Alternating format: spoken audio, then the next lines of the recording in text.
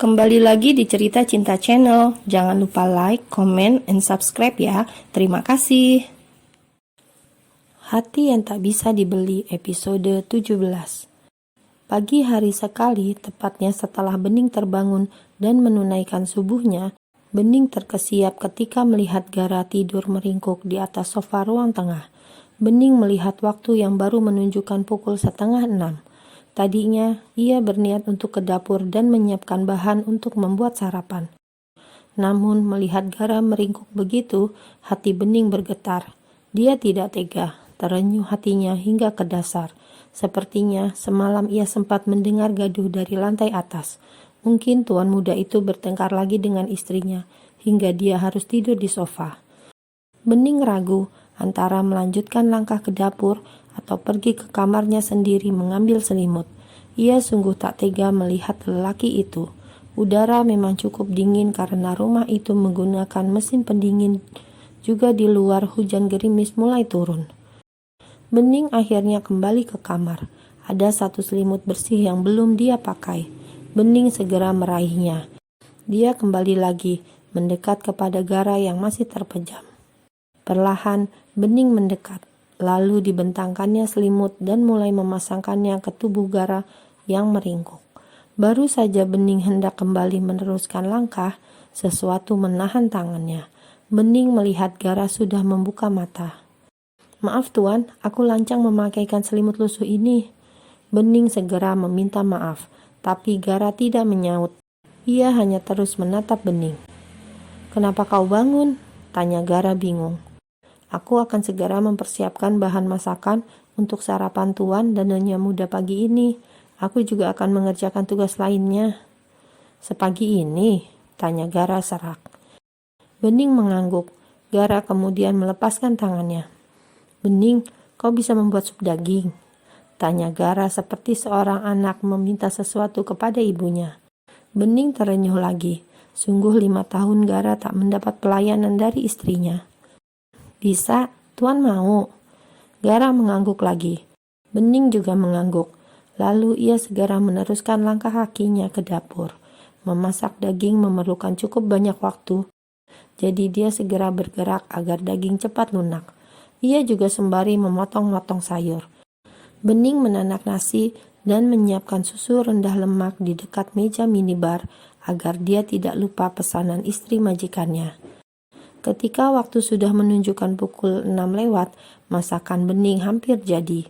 Bening sekilas melihat Gara keluar dari kamar mandi belakang. Dia heran karena kamar pasangan suami istri itu juga dilengkapi dengan kamar mandi. Namun, Bening tak mau banyak bertanya. Ia hanya memberikan senyum sekilas ketika Gara ke dapur untuk minum. "Baunya harum sekali," puji Gara saat aroma masakan mampir ke hidungnya. "Tuan bisa menikmatinya sebentar lagi," Bening menyahut sambil mengaduk masakannya. Gara diam-diam melirik gadis itu dengan senyum kecil yang nyaris tak terlihat. Lalu kemudian mereka mendengar seseorang berdehem. Terlihat Revi yang juga sudah rapi. Ia sudah selesai mandi dan berdandan. "Mengapa kalian berdua di satu tempat seperti ini?" tanya Revi penuh selidik. Gara menatapnya datar, lalu melengos dan pergi meninggalkannya. "Pertanyaan terbodoh yang pernah aku dengar," desis Gara sambil berlalu, sementara Bening tak ingin menjawab apapun. Dia hanya menyibukkan diri dengan pekerjaannya. Ia juga mulai menyiapkan roti gandum dan susu rendah lemak untuk Revi. Revi berdecak sebal lalu pergi ke meja makan, menyusul Gara yang sudah lebih dulu. "Kenapa mandi di bawah?" tanya Revi penuh selidik. "Malas ke atas sana," jawab Gara singkat. Bening mulai membawakan sup dan nasi hangat untuk Gara, lalu menghidangkan roti gandum dan susu rendah lemak untuk Revi. Bening kemudian berlalu, tapi Gara tidak melepaskan pandangannya sedetik pun kepada Bening. Hal itu rupanya tertangkap oleh Revi. "Kamu lihat apa sih, Gar?" sergah Revi tak terima. Gara mengalihkan pandangannya, lalu mengangkat bahu dan melengos. Dia segera menyibukkan diri dengan masakan Bening. Gara makan dengan lahap sekali. "Kau tidak mau mencobanya? Ini sangat enak." Gara menunjuk sup itu kepada Revi yang segera menggeleng dan menatap makanan itu seperti sebuah dosa. Revi memang sangat menjaga bentuk tubuhnya. Terkadang itu membuat Gara kesal, sebab ketika Gara ingin makan sesuatu di luar, Revi tidak pernah mau. Kau tahu sendiri, aku sangat menghindari daging dan nasi putih. Karena itulah, kau juga lupa dan seolah menyamakan aku denganmu. Kau tidak pernah memasak untukku. Aku sampai mual karena setiap pagi harus memakan roti tawar sama denganmu. Balas Gara sengit. Gara, udah dong. Revi berdecak sebal. Gara tak menanggapi lagi. Dia sudah tenggelam dalam nikmatnya masakan buatan Bening. Setelah itu, dia pergi ke perusahaan tanpa menunggu Revi lagi. Tinggallah Revi sendiri di meja makan itu. Revi segera beranjak menuju dapur. Di sana dia melihat Bening sedang mencuci peralatan masak. Aku peringatkan kepadamu, jangan menggoda suamiku. Bening mengangkat wajahnya tak mengerti. Maaf Nyonya Muda, saya tidak mengerti. Aku sering mendapati Gara melihatmu diam-diam. Apa yang sudah kau lakukan? Apa kau menggoda suamiku saat aku tak ada? Tuding Revi membuat Bening menggeleng cepat. Saya tidak seperti itu Nyonya Muda. Ingat, kau hanya pembantu yang kebetulan dipilih suamiku, jadi jangan terbawa perasaan kepadanya. Lalu Revi berlalu, meninggalkan Bening yang hanya bisa menghela nafasnya. Gara pergi ke perusahaan dengan wajah yang lebih cerah. Masakan Bening membuatnya bersemangat menapaki hari dimulai dari pagi ini. Gedung perusahaan raksasa itu berdiri kokoh dengan banyak karyawan pintar yang memang sudah terpilih. Setiap hari akan ada saja lamaran dari berbagai macam orang dan gelar yang mereka sandang. Beberapa hari ini, Gara cukup keteteran dengan jadwal meeting karena sekretaris lamanya resign karena harus pindah kota ikut suaminya. Melalui kepala HRD, Gara mendapat informasi bahwa sekretaris baru sudah ada. Lalu ketika Gara masuk ke dalam ruangannya, tak berapa lama kemudian kepala HRD masuk bersama seorang perempuan cantik dan sangat seksi. Tubuhnya terbungkus ke meja ketat, hingga bagian sensitifnya terlihat menonjol. Gara melihatnya sekilas, lalu mempersilakan perempuan itu duduk dan memperkenalkan diri. Jelaskan secara singkat saja tentang dirimu, ujar Gara sambil melihat dokumen yang ada di mejanya. Saya Safira, Pak, lulusan S1 Telekomunikasi terbaik dari salah satu universitas di Indonesia. Saya pernah bekerja di perusahaan asing selama 3 tahun. Kenapa berhenti? Gara bertanya tanpa melihat perempuan bernama Safira itu. Saya hanya ingin mencari tempat bekerja baru, karena lokasi perusahaan sebelumnya cukup jauh dari tempat tinggal saya. Gara mengangkat wajahnya. Perempuan itu terlihat memandangnya lekat. Ketampanan Gara membuatnya berdesir. Namun, Gara hanya melihatnya dengan pandangan biasa. Ia cukup heran mengapa gadis itu berhenti dari perusahaan lamanya, mengingat itu juga perusahaan yang cukup besar. Namun, karena memang ia membutuhkan sekretaris secepatnya, ia akhirnya menerima Safira. Perempuan seksi itu tersenyum senang.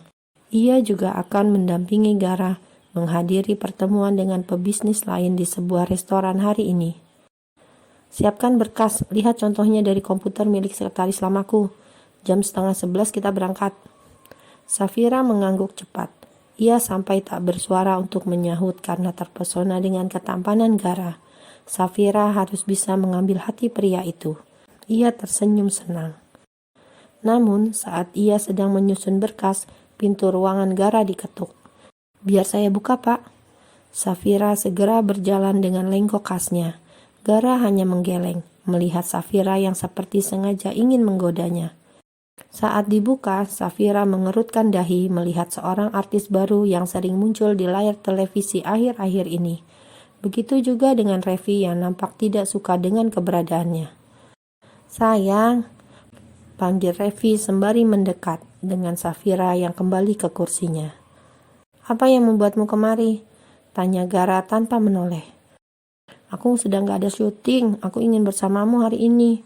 Revi mengecup pipi Gara dengan manja, membuat Safira meliriknya sekilas.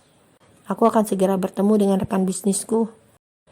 Gara, aku kesini buat kamu loh. Revi nampak merajuk. Ya sudah, tunggulah di sini sampai aku kembali. Sebentar lagi aku harus segera jalan. Kalau begitu aku ikut. Aku akan pergi dengan sekretarisku. Tunjuk Gara kepada Safira yang hanya tersenyum penuh arti. Revi memandang gadis itu jengah. Dia juga ingin protes mengapa Gara harus menerima perempuan dengan pakaian seksi itu menjadi sekretarisnya. Aku mau ikut. Revi memaksa Gara seperti anak kecil memaksa ibunya. Tunggu di sini atau kau pergi saja. Jangan salahkan aku, Sela. Aku sudah banyak meluangkan waktu untukmu. Sekarang aku ingin fokus dengan pekerjaanku. Gara berlalu meninggalkan Revi diikuti oleh Safira di belakangnya. Safira menoleh sebentar memberi senyum kemenangan kepada Revi. Revi mendelik. Nampaknya sekretaris baru suaminya itu sengaja memanasinya. Di mobil di samping Gara yang duduk di belakang sopir perusahaan, Safira terlihat mengangkat sebelah kakinya agar menyilang. Ia seperti sengaja sedang mempertontonkan keseksiannya kepada Gara yang hanya diam tak merespon. Bahkan Gara tidak tergoda sama sekali dengannya.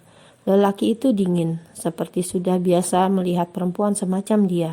Safira jadi salah tingkah sendiri.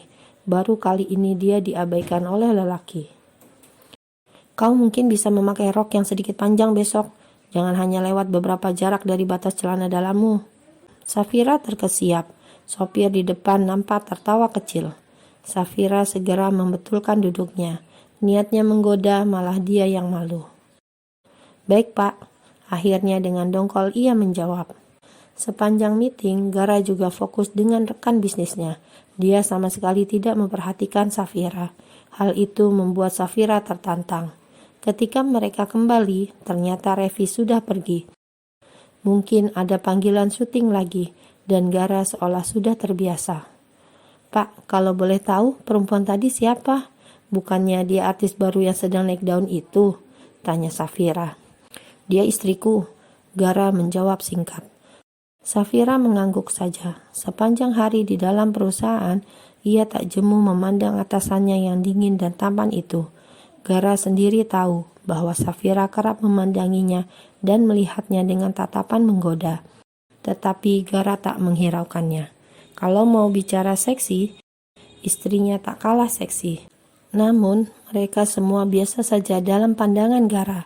Justru otak Gara malah menghadirkan sosok yang lain, sosok ranum yang tak kalah menggoda di balik baju-baju longgarnya selama ini.